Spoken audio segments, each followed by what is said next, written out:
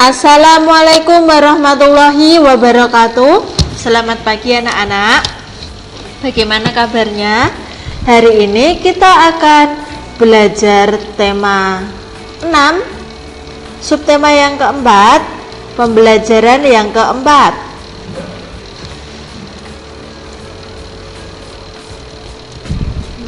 Ini ada gambar Udin dan Edo sedang berangkat ke sekolah. Setiap hari Udin dan Edo berangkat ke sekolah. Keduanya ke sekolah dengan berjalan kaki. Siti dan Dayu ke sekolah juga berjalan kaki. Ada juga teman Udin ke sekolah naik sepeda. Bersepeda atau berjalan kaki bersama teman merupakan kegiatan yang menyenangkan. Bersepeda menghemat energi bahan bakar minyak, karena berjalan dan bersepeda tidak membutuhkan bahan bakar minyak. Menggunakan transportasi umum termasuk menghemat bahan bakar minyak. Penggunaan transportasi umum mengurangi penggunaan kendaraan pribadi. Semakin banyak orang menggunakan transportasi umum, semakin banyak penghematan bahan bakar minyak ya, karena kalau kita pakai transportasi umum itu kendaraannya satu, bisa digunakan untuk orang banyak. Beda kalau menggunakan kendaraan pribadi. Kalau kita menggunakan kendaraan pribadi biasanya hanya digunakan untuk satu orang atau beberapa orang saja. Jadi akan semakin banyak kendaraan yang lalu lalang di jalan dan semakin banyak juga penggunaan bahan bakarnya. Nah, sekarang isilah titik-titik berikut berdasarkan bacaan di atas tadi ya. Yang pertama, sebutkan jumlah kegiatan menghemat energi di atas. Ada berapa tadi ya?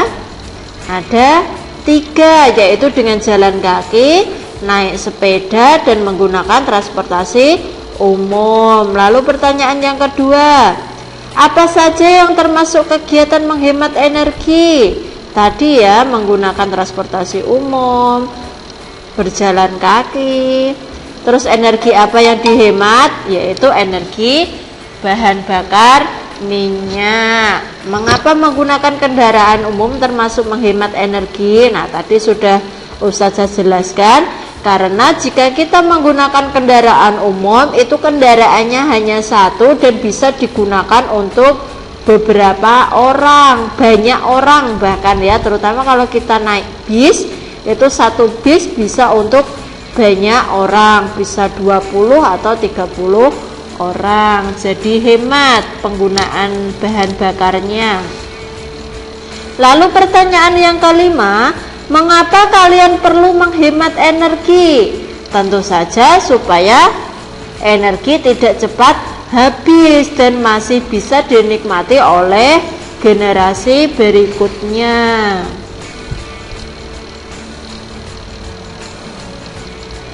Rencanakan kegiatan menghemat energi. Lakukan kegiatan tersebut selama 1 hari. Nah, contohnya misalnya waktu perencanaannya misalnya tanggal 26 Februari 2021. Terus tempat pelaksanaannya misalnya jalan raya. Terus kegiatan penghemat energi yang dilakukan misalnya berangkat ke sekolah dengan jalan kaki atau naik sepeda. Terus catatan pelaksanaannya bagaimana? Apakah itu berjalan dengan lancar atau tidak? Terus hambatannya apa? Keuntungannya apa? Seperti itu ya. Nah, sekarang kita belajar tentang hak dan kewajiban berdasarkan gambar.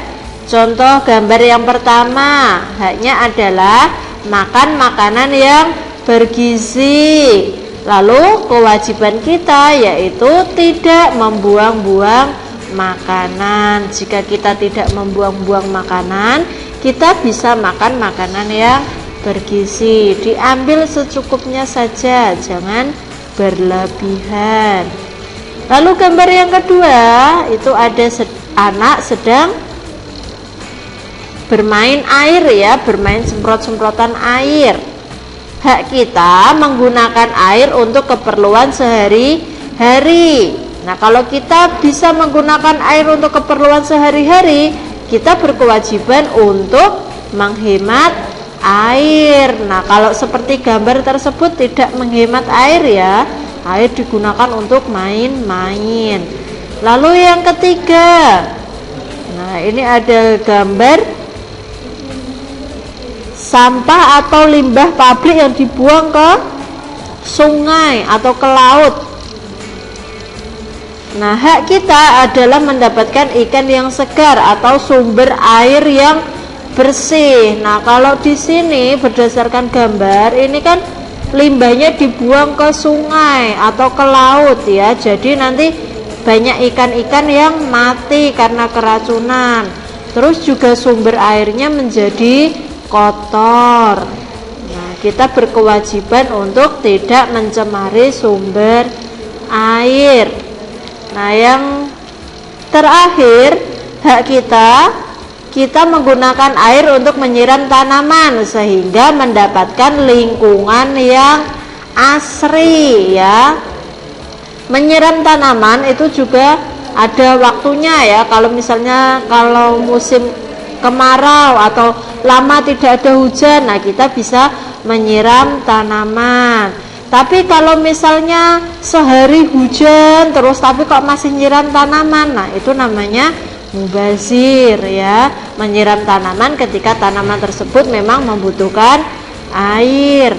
Kewajiban kita menggunakan air dengan bijak ya, sesuai dengan kebutuhan.